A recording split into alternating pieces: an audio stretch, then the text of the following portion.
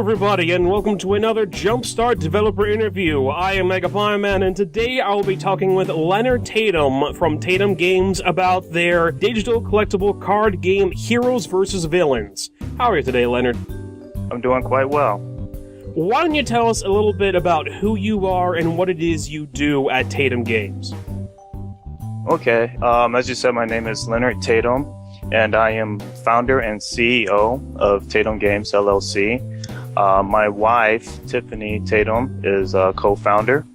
And what Tatum Games does is we are a developer and publisher of mobile games focusing on bringing innovation and imagination to life. And that is our slogan.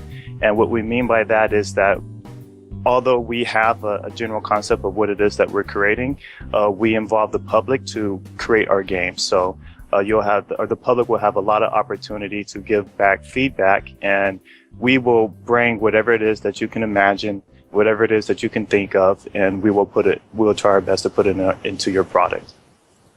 That's pretty cool that you and your wife can work together at Tatum Games, and I do like that you're trying to get some community input for what you're working on. What exactly is Heroes vs. Villains? Yeah, Heroes vs. Villains. What we want to do with this product is enhance what is already out there right now. So CCGs typically are for the individual player. You have individual goals, and as an individual, you want to collect the best and most rare cards.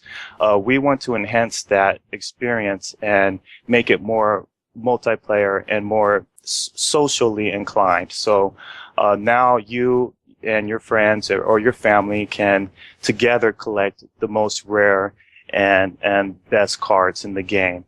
And on top of that, as I mentioned before, we want to have the public's involvement in dictating how this game works. So that's another key feature that we bring to this product that you probably won't see in any other games. Now, Heroes vs. Villains is Tatum Games' first project, right?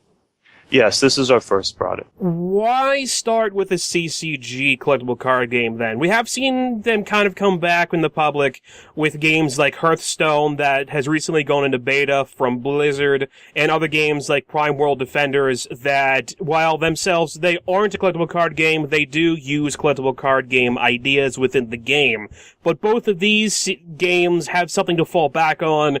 Hearthstone, of course, falling back on World of Warcraft's characters and monsters, and Prime World Defenders falling back on the world of Prime World. Why start with a CCG when it could be difficult to come up with all of the cards and all the different things that are going to be in it?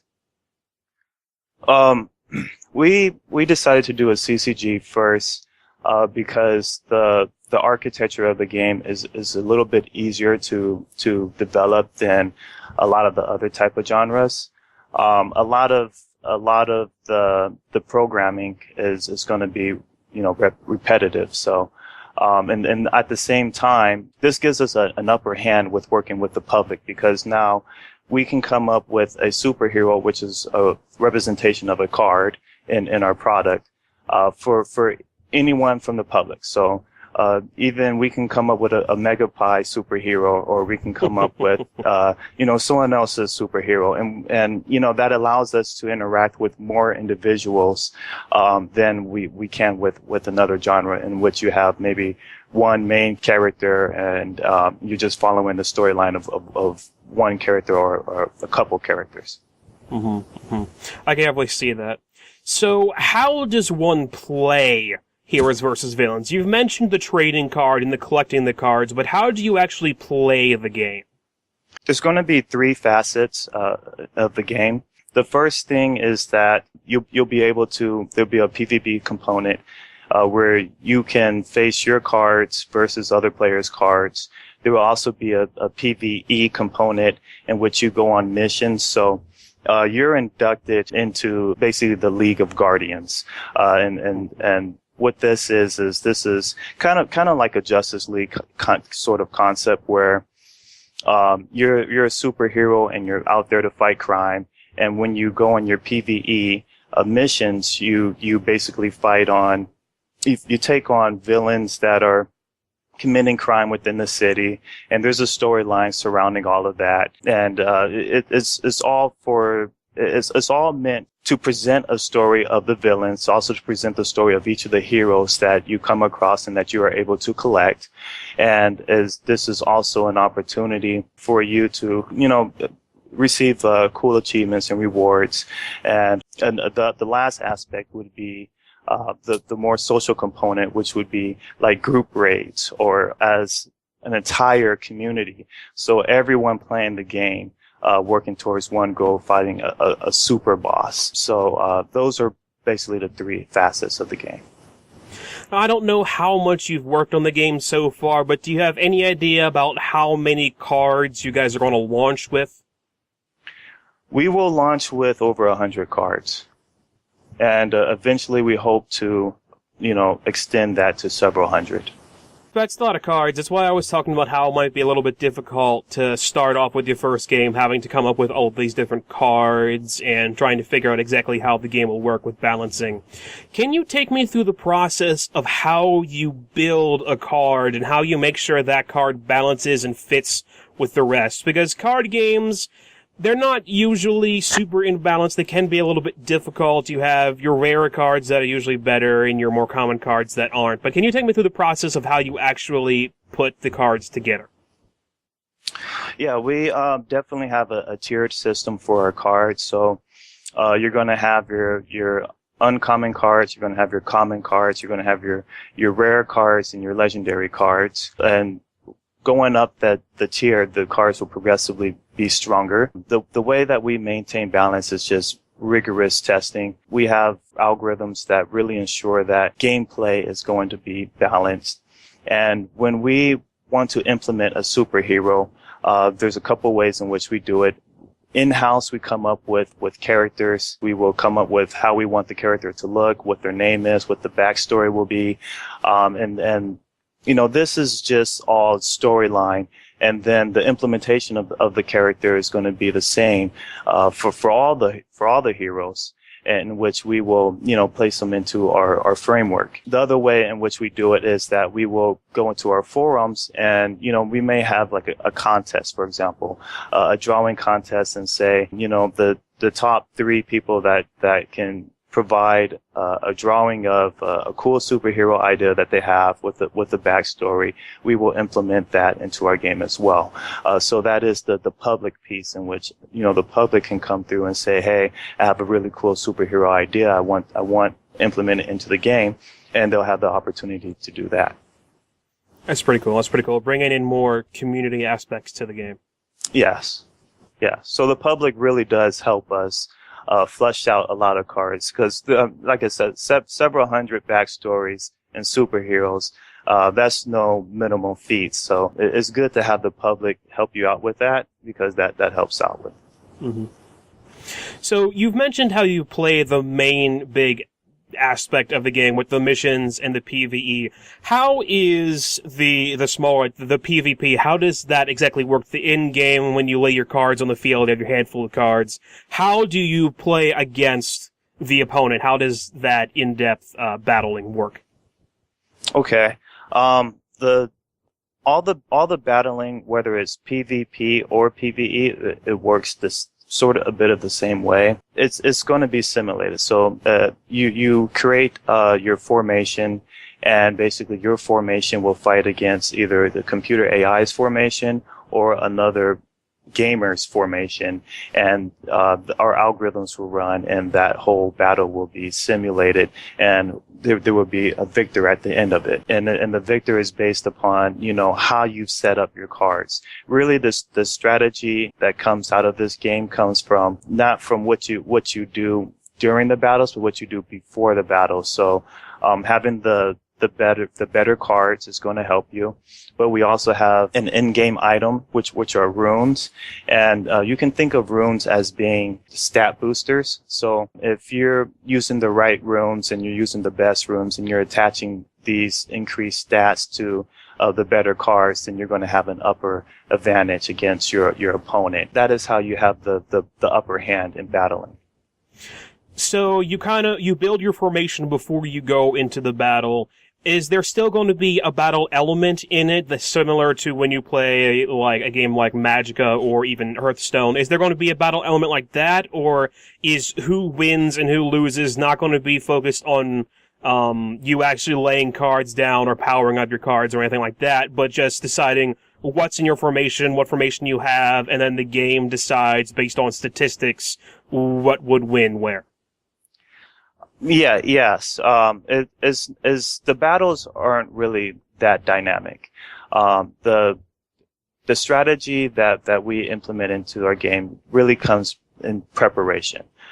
So collecting the best runes and then making sure that you're attaching the right runes to the right characters. This is what's going to give you the upper hand.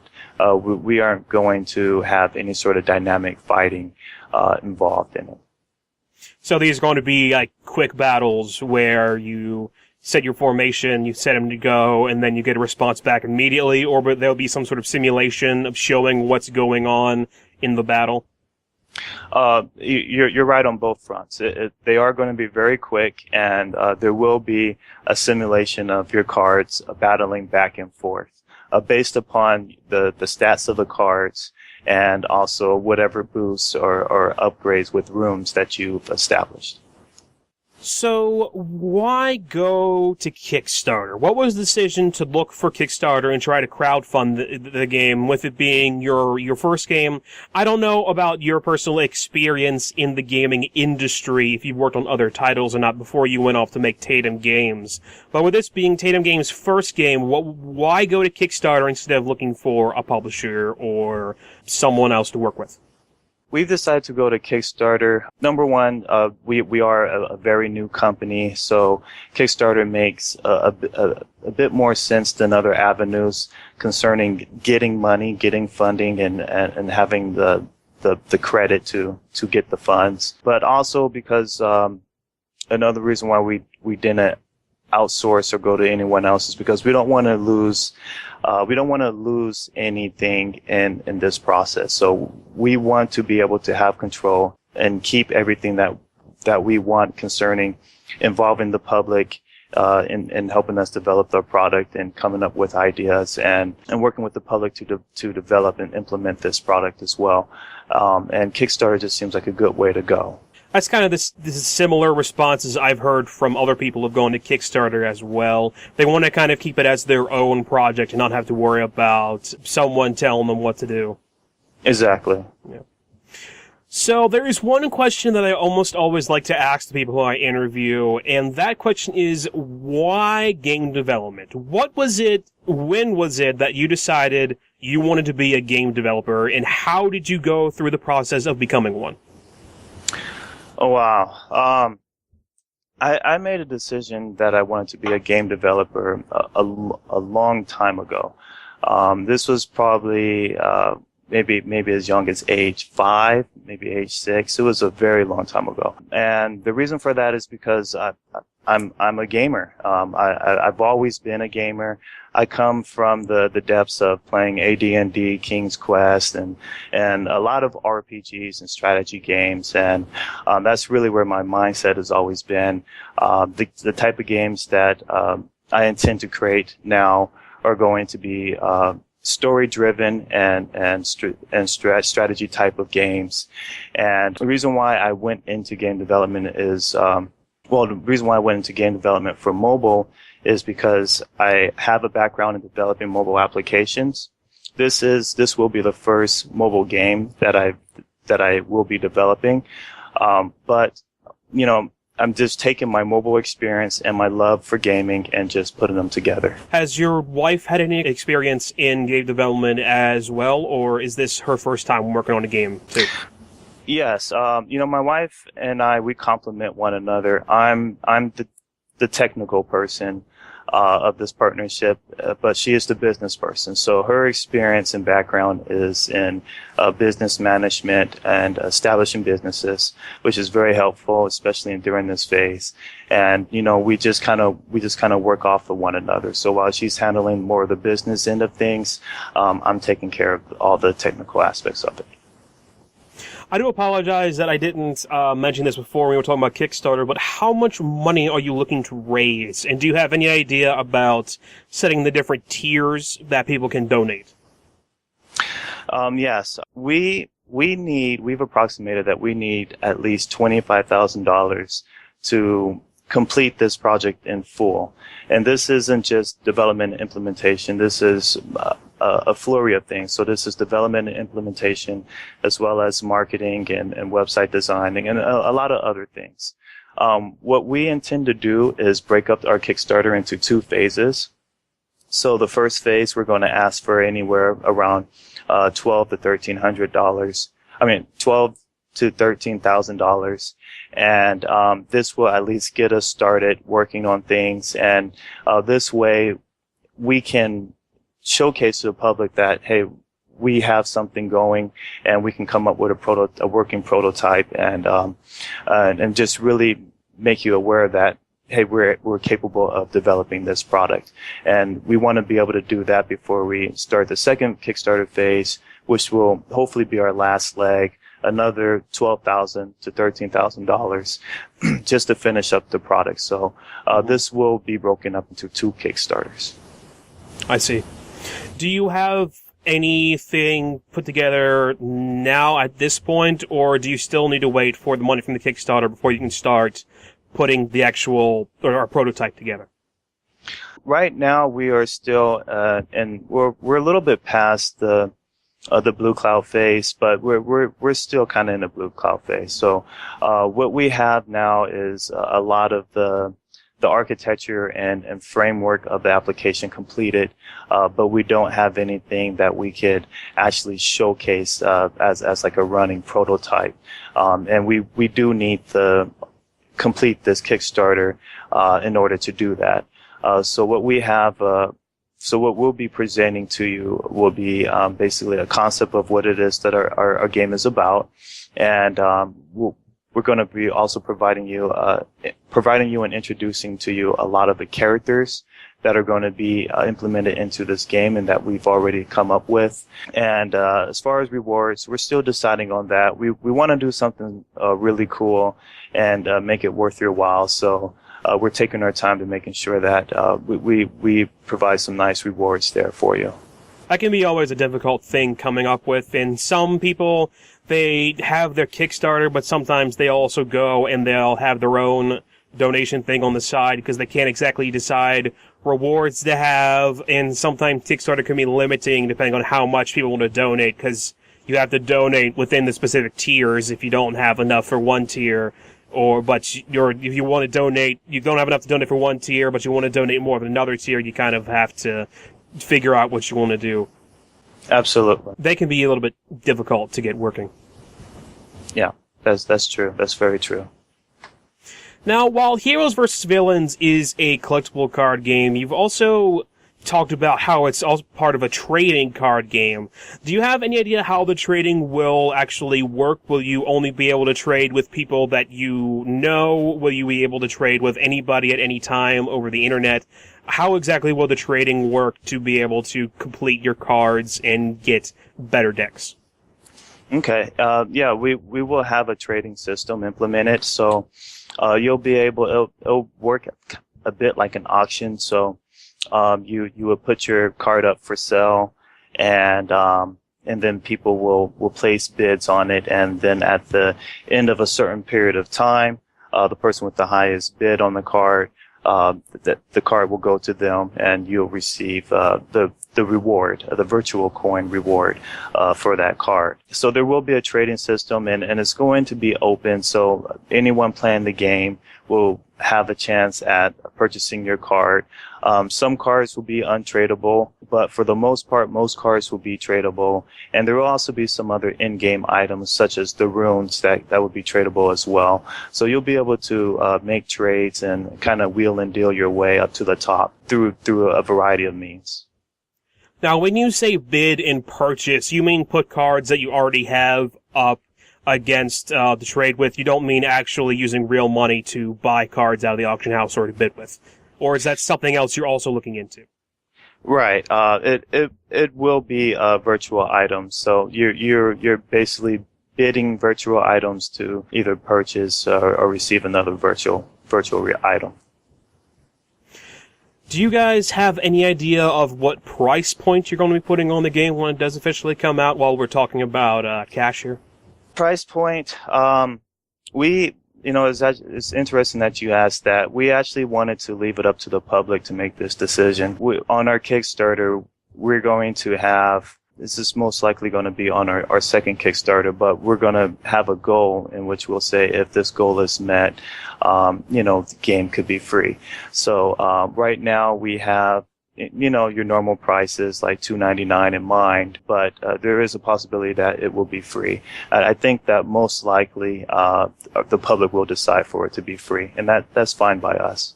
That's something I was wondering about with games like Hearthstone that is free. I was wondering if you guys were thinking of maybe making it free, and if it was to go free, do you have ideas of how you would monetize the game in order to get some comeback out of it?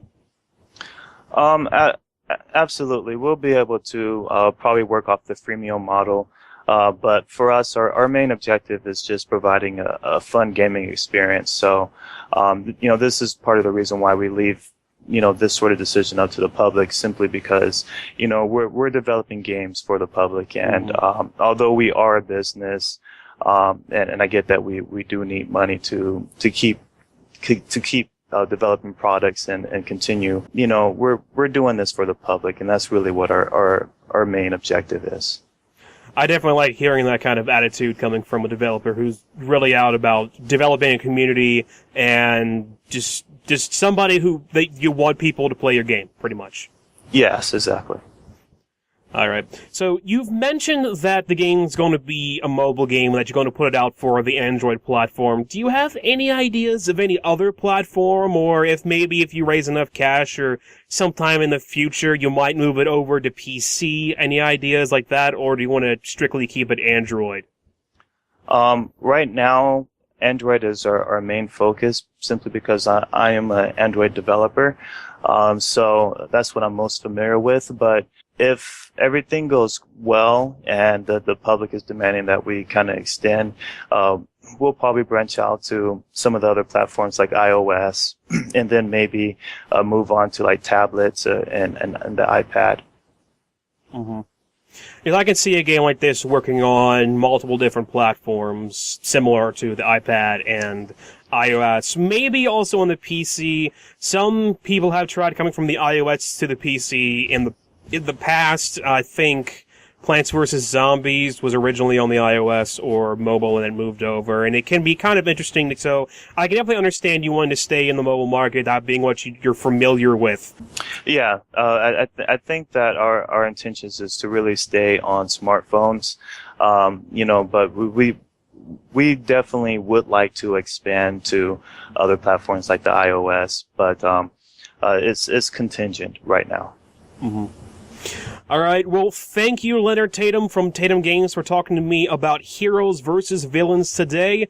Do you have any connections that people can use to keep track of the game, such as Facebook or Twitter or a website? Oh, definitely. If you go to our website, tatumgames.com, you'll find all of our social media links there. You can also subscribe to our website. Please do all the good things that you do on social media. Friend, like, follow, all these good things. Our Facebook is, facebook.com/Tatum Games. Our Twitter is twitter.com/Tatum Games. And once again, our website is tatumgames.com. All right, thank you again. Before we go, do you have anything that you would like to specifically add or say? No, Megapie, I appreciate you having me on, and thank you very much. No problem. Was glad to have you. Thank you for joining me today, Leonard, and thank you, viewers, for watching this developer interview. I have been MegapieMan, and I will talk to you guys later.